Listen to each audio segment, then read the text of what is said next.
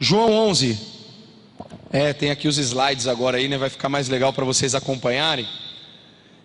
Capítulo 11, versículo 25 e 26, diz assim: Disse-lhe Jesus: Eu sou a ressurreição e a vida.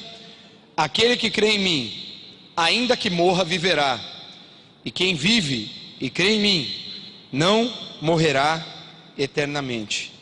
Você crê nisso? Jesus ele termina aqui com uma pergunta, numa das situações talvez mais interessantes do seu ministério. Por que eu digo que ela é interessante? Porque ali aconteceu dor, choro, milagre, festa, uma mescla de sentimentos que rodearam não só as irmãs de Lázaro, mas também a pessoa de Jesus. Normalmente quando a gente fala sobre João 11, nós vamos pregar sobre a ressurreição de Lázaro. Eu gostaria de trabalhar um pouquinho diferente com vocês hoje à noite aqui. Tema da reflexão: creia no dono da vida. E por que você tem que crer no dono da vida? Jesus ele já disse, nesse versículo ele fez uma afirmação, disse: olha, eu sou a ressurreição e a vida, e se alguém crê em mim, ainda que morra, viverá. E aí ele diz a outra parte, mas no final ele diz: você acredita nisso? Você tem fé nisso, no que eu estou dizendo? Você crê? E por que crer é tão importante? Porque a fé é o componente primordial, é o maior fundamento do cristão. João 3,16, o evangelista escreve: porque Deus amou o mundo de tal maneira que deu o seu Filho unigênito, para que todo aquele que nele crer não pereça, mas tenha vida eterna. O crer aqui está totalmente ligado ao fato de que sem fé, e aí eu vou para Hebreus 11,6, é impossível agradar a Deus, porque Deus se agrada daqueles que creem que Ele existe. Então, se eu não acredito, não tem fundamento, não tem base. Então, crer no dono da vida significa, em primeira instância, superar os mitos que nos rodeiam. Então, em primeiro lugar, eu quero dizer isso para você: creia no dono da vida, e para isso, supere os mitos que têm rodeado a tua vida muitas vezes. Versículo 17: ao chegar, Jesus verificou que Lázaro já estava no sepulcro havia 4 dias. Agora, o que isso tem a ver? O que é um mito? Mito é algo que só um Deus, na época do panteão dos deuses, lá atrás da mitologia, era algo mitológico, era algo que só um Deus poderia vir à terra e fazer, na crença deles. Agora, mito a gente pode entender como algo improvável que pode ser superado, que pode ser feito, ou algo que é inimaginável na nossa mente que vai acontecer. E isso aqui era um mito.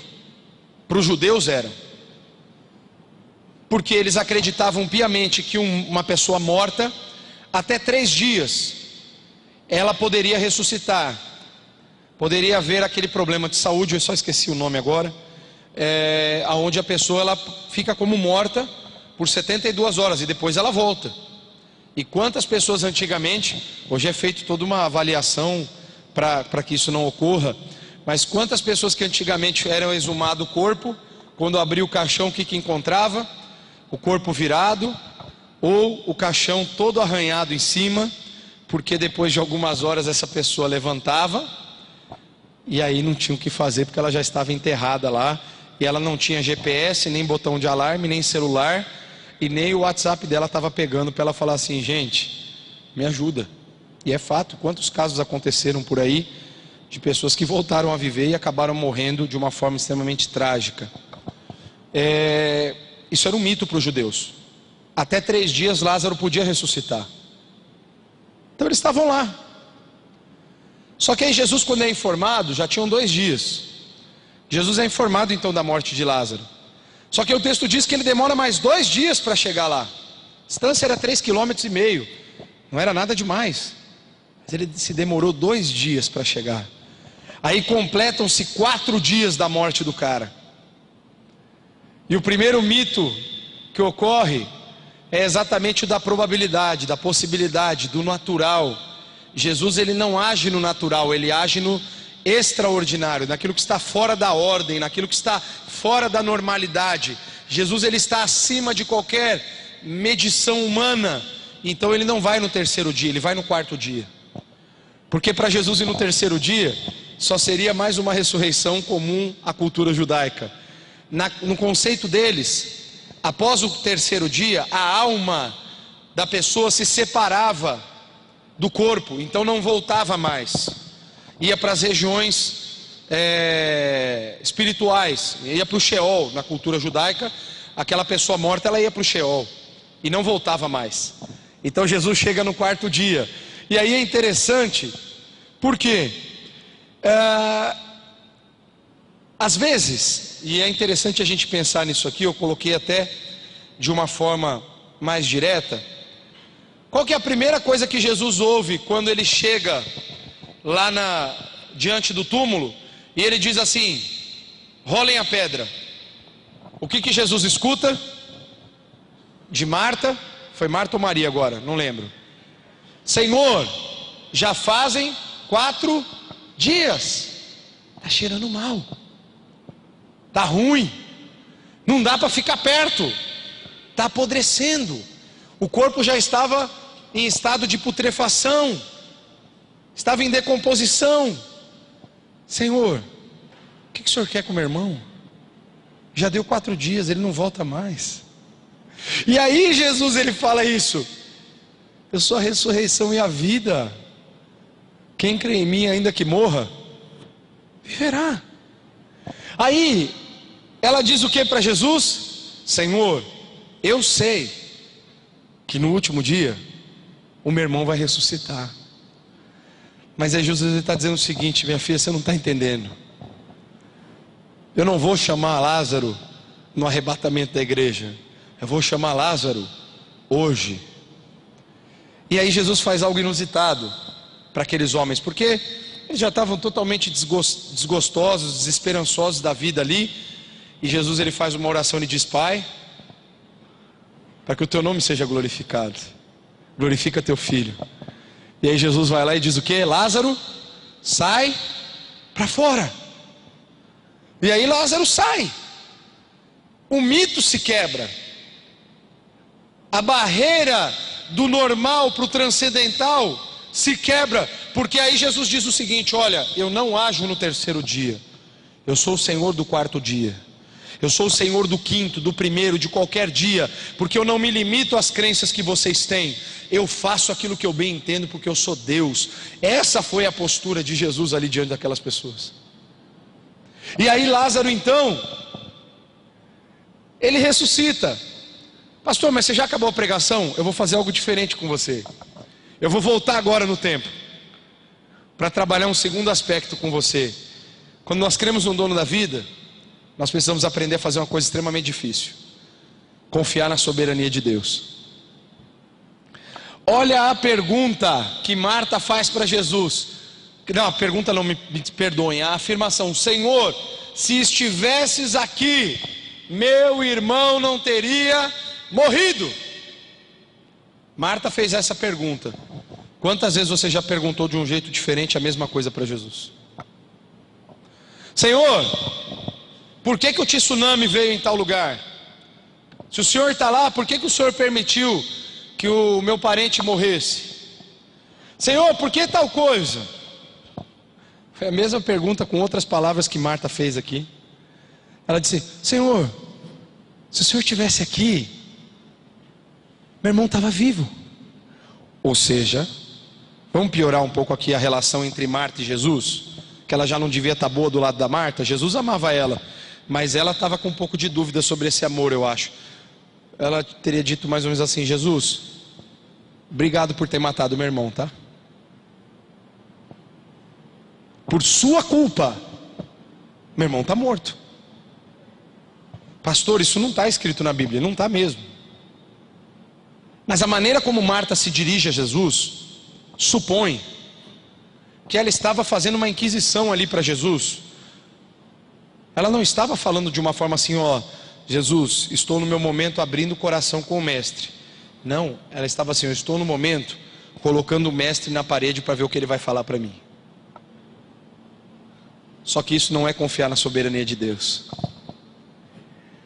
Sabe aquela música Eu Te Bendirei, que já cantou aqui na igreja? Em inglês, eu gosto mais da versão dela em inglês por conta do sentido dela. Ela foi baseada na vida de Jó, essa música. Porque no refrão aqui em português nós cantamos: ó soberano em Deus, em ti confiarei, tu és o meu Senhor, teu nome bendirei. Em inglês, eu não sei falar muito bem, mas ela diz mais ou menos o seguinte: You give and take away, you give and take away, my heart will choose to say, Lord blessed be the name. Ou seja, o Senhor deu e o Senhor tirou. O Senhor deu e o Senhor tirou. O meu coração escolheu dizer: bendito seja o nome do Senhor. A música, a versão inicial dela em inglês diz isso. Quando eu propus lá em Botucatu para cantar Deus deu e Deus tirou, Deus deu e Deus tirou, de coração direi, tu és o meu Senhor, o pessoal do grupo de louvor virou para mim e falou assim: pastor, mas é meio pesado cantar isso aí, não é? Eu falei, mas é o sentido da música.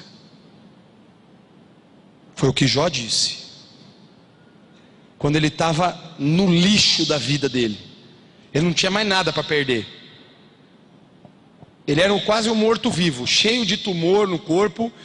Perdeu tudo, só ficou aquela mulher bem legal do lado dele lá que só reclamava com ele. Perdeu os filhos, perdeu as posses, perdeu a saúde, perdeu os amigos, porque até os que vieram só para dizer que ele estava em pecado, não vieram para ajudar ele. A vida de Jó estava um caos. E num momento inspirado ele diz: do pó da terra eu vim, ao pó retornarei. Deus deu e Deus tirou. Bendito seja o nome do Senhor. Isso para mim é confiar na soberania de Deus. Quando eu contei aqui para vocês já, quando a minha irmã faleceu em 94, eu acredito que a nossa família se rodeou de muitas perguntas. E essa pergunta só foi respondida muitos anos depois, quando eu já era convertido. E um dia Deus falou comigo através de uma pessoa que nem me conhecia. E Deus disse para mim: aquela perda resultou na salvação da sua casa. E Deus disse: eu recolhi a sua irmã para que vocês me buscassem. Por anos a gente falava assim: Deus, será que o Senhor foi justo de permitir que a minha irmã morresse? E eu estava no carro, na ida. A minha mala na volta estava no carro. Eu fiquei meia hora a mais brincando com os meus primos. Eu me lembro daquele dia até hoje. Minha irmã olhou para mim e disse: vamos, se troca. Eu falei: eu vou ficar mais um pouco, eu vou com o titio embora. Eu lembro até hoje. E como que eu não posso confiar na soberania de Deus? Como eu posso pensar que Deus é egoísta em tirar uma vida, se Ele resgatou centenas depois disso? Porque não foi só a minha vida. Quantas vezes eu já preguei o Evangelho? E eu calculo, eu nunca fiz lista. Eu cheguei numa época do evangelismo, num seminário, que eu já tinha feito o apelo para mais de 90 pessoas no metrô, lá em São Paulo. Quantas e quantas pessoas já não levantaram a mão para Jesus nesses 11 anos que eu pastoreio? E até antes, quando eu estudava? E será que a vida da minha irmã era mais importante do que milhares de pessoas? Será que eu tenho direito de ser egoísta? De pensar que Deus não foi justo levando a minha irmã embora? Se hoje Ele pôde me dar uma família, pregar para uma outra família chamada Pedra Viva, e para uma outra que ficou lá atrás, e continuar pregando o Evangelho, será que Deus é injusto? Ou será que eu estou enxergando Deus com os óculos diferentes? Para mim, confiar na soberania de Deus não é dizer para Jesus: Senhor, se o Senhor estivesse aqui, meu irmão não estava morto. É dizer assim: Senhor, o Senhor sabe de todas as coisas. E se o Senhor resolveu que a morte do meu irmão era o melhor, então tá bom. Ah, pastor, é fácil assim aceitar a soberania de Deus? Se fosse, o planeta Terra ia ser o lugar cheio com mais pessoas gratas no mundo. E a gente sabe que isso não é verdade. A gente sabe que normalmente a gente está triste, está pensativo sobre as coisas. Ninguém ficou feliz com o que aconteceu em Mariana. Isso tem a ver com iniquidade, com maldade. O povo fez o que não devia, está comprovado aí um monte de coisa. Eles botaram mais resíduo lá do que podia. Então houveram erros, a culpa não é de Deus. Quem aqui assistiu Todo-Poderoso 2? Não, Todo-Poderoso? Todo-Poderoso 2. Que o ator, ele faz o Moisés, o Noé. Vocês viram? Não dava para entender que Deus era o cara mais injusto do mundo, guardadas as devidas proporções do filme, é uma ficção. Todo o tempo o cara estava olhando para o cargo dele como deputado, para a casa dele que ele tinha acabado de comprar, para o status de vida dele, para a mudança dele, para tudo. E Deus só estava preocupado em alertar que ia estourar a barragem e que tinha que estar preparado para aquilo, porque ia destruir toda aquela vizinhança. E às vezes a gente está mais preocupado com o cargo na Câmara dos Deputados do que com todas aquelas pessoas que no filme foram resgatadas por aquela arca doida que o cara fez lá e que todo mundo zombou dele o tempo todo. Tirando a parte realidade, indo para aquela ficção, Deus não estava sendo injusto com ele, porque ele estava poupando a vida dele em alguns momentos ali, estava tolhindo algumas coisas que ele poderia estar realmente vivendo, mas no filme quantas milhares de pessoas não foram salvas ali? Trazendo para a realidade, acabei de falar. Às vezes você está pensando que Deus não é justo com você porque algum mal acontece na tua vida. Começa a pensar o que Deus pode fazer através da sua vida em benefício das pessoas. Começa a pensar nisso. Primeiro, porque você tentar entender a justiça de Deus é uma coisa impossível, porque você é humano, você é pecador, você é falho assim como eu, e nós não temos capacidade nem condição de chegar para Deus e querer estabelecer princípios e critérios de justiça que Deus deve ter com a humanidade. Nós não temos direito de fazer isso. E a Bíblia é clara em dizer isso, quando ela diz assim: acaso o vaso de barro pode dizer ao oleiro, como é que você me fez? A pergunta de Marta, a afirmação de Marta para Jesus, ela veio na mesma conotação. Por que o Senhor demorou? Por que o Senhor não chegou na hora? Por que o Senhor não fez o que a gente queria? E ela não podia imaginar o que Jesus realmente queria fazer na vida dela, da sua outra irmã e do próprio Lázaro. Sabe o que é mais importante para mim? Não se assuste com o que eu vou dizer. Não é a ressurreição de Lázaro. Lázaro estava salvo, ele era amigo de Jesus. Jesus estava pouco preocupado se Lázaro ia viver ou não mais alguns anos, porque Jesus sabia que Lázaro estava salvo. O problema de Jesus não era com a salvação de Lázaro, isso já estava resolvido. Se você ler a sequência de João 11 ali, sabe o que diz depois da ressurreição? E muitos judeus creram nele. Jesus não ressuscitou Lázaro para jantar com ele no outro dia. Jesus ressuscitou Lázaro para mostrar que ele era o próprio eu sou, era o Deus Todo-Poderoso, e que transcendia qualquer limitação humana, e que estava ali para fazer com que as pessoas crescem no seu nome, e no seu poder e na sua autoridade. Às vezes a gente está preocupado só com a ressurreição. Jesus estava preocupado com a salvação dos outros que viriam a crer por causa da ressurreição de Lázaro. Então às vezes nós precisamos dizer a coisa certa para Deus. Às vezes a gente faz muita pergunta para Deus: Deus, por quê? Por que isso? Por que minha vida está assim? Por que é assim? E eu sei que não é fácil passar por isso. Quantas vezes eu já não perguntei também para Deus? A questão é a seguinte: começa a falar assim: meu Deus, o que o Senhor quer me ensinar com isso? O que eu estou precisando aprender com isso? Ou de que jeito que o Senhor quer me usar através dessa experiência com alguém, para eu poder pelo menos descansar na tua soberania? Porque às vezes o que mais falta é confiar na soberania de Deus, saber que Ele é Senhor, que Ele conhece todos os dias, Ele conhece toda a eternidade, Ele conhece toda a criação, Ele conhece o teu coração muito melhor do que você mesmo. Então sabe o que você tem que fazer?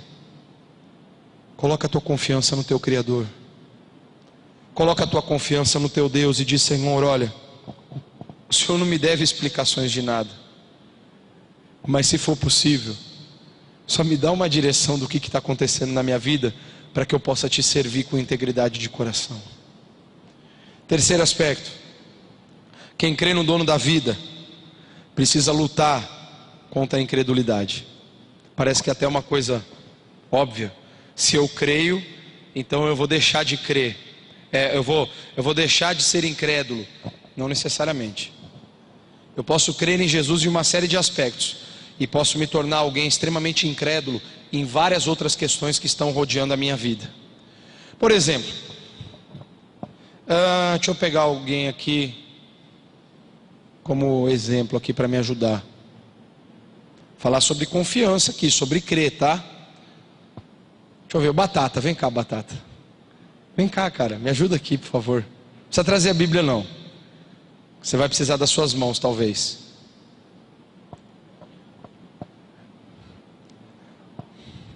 Batata é um cara crente, não é? Você não crê em Jesus? Amém? Então vamos supor agora que eu sou Jesus, tá?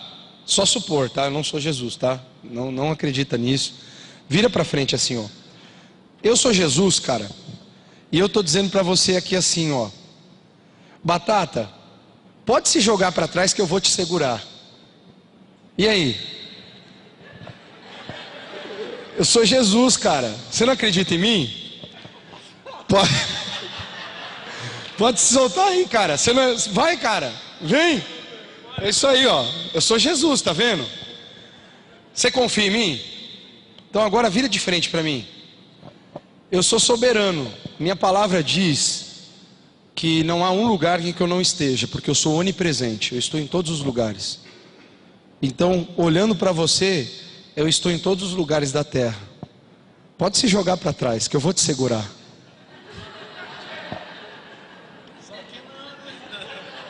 Obrigado, Batata, Deus abençoe. Pode aplaudir para Jesus aí, o Batata aí. Basicamente é isso. Basicamente é isso. A gente acredita em Jesus, porque normalmente a gente está vendo o que Ele está fazendo na nossa vida, não é? Só, como ele diz assim, só que não, porque quando Jesus ficou na frente dele e falou, pode se jogar para trás, ele perdeu a segurança nele. E na verdade a nossa incredulidade está nisso. Porque quando Jesus falou para Pedro, Pedro, pode vir, não tinha uma prancha ou um barco para Pedro andar, só tinha água. Era a mesma coisa que se jogar para trás sem ter ninguém, era andar sobre as águas. Nós temos que lutar contra a incredulidade, porque muitas vezes nós estamos na igreja, nós estamos fazendo as coisas para Deus, mas ao mesmo tempo nós somos incrédulos referente a várias questões que estão acontecendo na nossa vida. Eu li um livro há um tempo atrás que chama O Cristão Ateu, da editora Vida, muito bom por sinal. É um pastor, agora o nome dele escapou. Ele conta a história da vida dele, e ele fala quantas vezes ele foi ateu dentro da igreja. E o ateu é aquele que nega a existência de Deus. O cristão ateu é aquele que diz que crê em Deus, mas o nega pelas suas atitudes. Olha que importante que é isso. E aí, a incredulidade ela entra bem nesse aspecto com a gente, porque eu acredito que Jesus pode me curar, mas eu não acredito muitas vezes que Ele vai cuidar do meu amanhã da forma como Ele deveria. Eu acredito que Jesus vai fazer o melhor por mim, mas quando eu estiver passando por uma situação extremamente complexa, às vezes eu vou ser levado a não acreditar na soberania dEle. Isso é incredulidade. E nós temos que lutar contra a incredulidade, porque ela é um sentimento que constantemente vai bater no nosso coração. Você constantemente vai ser desafiado a se tornar um incrédulo. Você quer ver uma das áreas que mais a gente fica incrédulo? Dinheiro. Começou a faltar dinheiro, meu irmão, acabou tudo. Acabou a paz em casa, a família, tudo vira um caos. E outra, você começa a buscar um monte de recursos humanos, mas você se esquece de confiar muitas vezes de que Deus vai fazer a obra dele e que Ele vai ser o pastor da sua alma. E a gente cai mais nessa do que a gente imagina. Começa a faltar dinheiro no teu bolso para você ver. Primeira coisa que você vai falar, meu Deus, por que está acontecendo isso comigo? Aí talvez Deus vai chegar para você e vai começar a fazer igual os caras que fazem exorcismo, né? Desaloja, Desaloja, o cara vai pensar que é capeta, que vai sair e vai falar Casas Bahia, Pernambucana, Cibelar. Vai que tem mais aí, ó, Jesus me ajuda a lembrar, que são tantos que eu nem me lembro mais. É tipo isso. Falta dinheiro, eu paro de crer em Deus, mas eu não me lembro muitas vezes as coisas que me levaram a estar na situação que eu estou. Aí a gente põe a culpa em Deus, no diabo, na família. Nós temos que entender algumas coisas que são da vida cotidiana e logicamente que tem as questões que são espirituais mesmo, que estão além da minha capacidade de compreensão. A incredulidade, ela precisa ser combatida. Olha o que os caras falaram lá no versículo 37. Está ali, né? Mas alguns deles disseram: ele que abriu os olhos do cego, não poderia ter impedido que esse homem morresse? Estavam colocando em xeque o poder de Jesus. Ele não curou o cego? Por que deixou o amigo dele morrer? Marta só falou assim: se o senhor tivesse aqui, ele não tinha morrido. Eles foram um pouquinho mais diretos. Curou tanta gente, mas não teve capacidade de ressuscitar o amigo dele aí, ó. Será que é Deus mesmo? Curar cego é uma coisa, agora ressuscitar morto é outra, né, Jesus? Praticamente foi isso que eles estavam falando ali, colocando em xeque a capacidade que Jesus tinha como sendo o próprio Deus de fazer qualquer coisa acontecer. Às vezes nós acreditamos nas pequenas coisas, e aqueles homens, aqueles judeus, eles acreditaram na cura do cego, porque não tinha jeito, contrafato, tem argumento. O cara está curado, está aí, ó. Fazer o quê? Paciência, né? Vamos aturar Jesus aí, porque ele curou mesmo o cara. Agora ressuscitar morto, ah, Jesus, agora nós pegamos você no pulo, você não vai curar o cara, você não vai ressuscitar ele. E é exatamente o que Jesus fez lá atrás, onde eu li ali. Jesus falou: sai para fora, Lázaro, vem. E aí, eu gosto de um outro aspecto para falar quando a gente tem que crer no dono da vida. Quarto lugar, conte sempre com a compaixão de Jesus. Às vezes nós só olhamos para Jesus como um Deus severo. E a Bíblia diz que Ele é justo, não é que Ele é severo. Ele é justo. E a própria Bíblia, o apóstolo Paulo fala: considerai a bondade de Deus e a sua severidade, a sua justiça. O que ele está querendo dizer? Não pense que Deus sempre vai ficar dando risadinha para você. Tem dia que Deus vai puxar a tua orelha e vai falar: isso aqui está errado, você tem que mudar, você está morrendo por causa disso. E tem hora que nós vamos ter que dar atenção para o que Jesus está falando. E aqui, o versículo 38 ao 40, que fala exatamente da ressurreição, do momento principal, ele diz assim: Jesus, olha a palavra, outra vez, que já não era a primeira vez, no versículo 35 ele já tinha chorado. Aí ele diz agora aqui: outra vez profundamente comovido, foi até o sepulcro. Quando ele chorou diante das irmãs de Lázaro. Ele viu o desespero delas, e ele chora. Lembrou do amigo que ele tinha perdido ali fisicamente. O lado humano de Jesus chorou muito ali, porque o amigo dele tinha morrido. Mas olha o que diz a sequência do texto: tirem, era uma gruta com uma pedra colocada à entrada. Tirem a pedra, disse ele. Disse Marta, irmã do morto: Senhor, ele já cheira mal, já faz 4 dias. Disse Jesus: não falei que se você cresce, você veria a glória de Deus? Jesus, ele repete a pergunta. Primeiro, o que ele disse para ela? Você crê nisso, que eu sou a ressurreição e a vida? Que mesmo que alguém que crê em mim, que está vivo, morre, essa pessoa vive de novo, você crê? Agora ele vai de uma forma um pouco mais: eu não falei, Marta, que se você cresce, você ia ver a glória de Deus? Compaixão de Jesus vem diretamente quando nós estamos passando nos momentos mais difíceis da nossa vida, e que nós pensamos que nada é justo, que nada é certo, que nada é correto.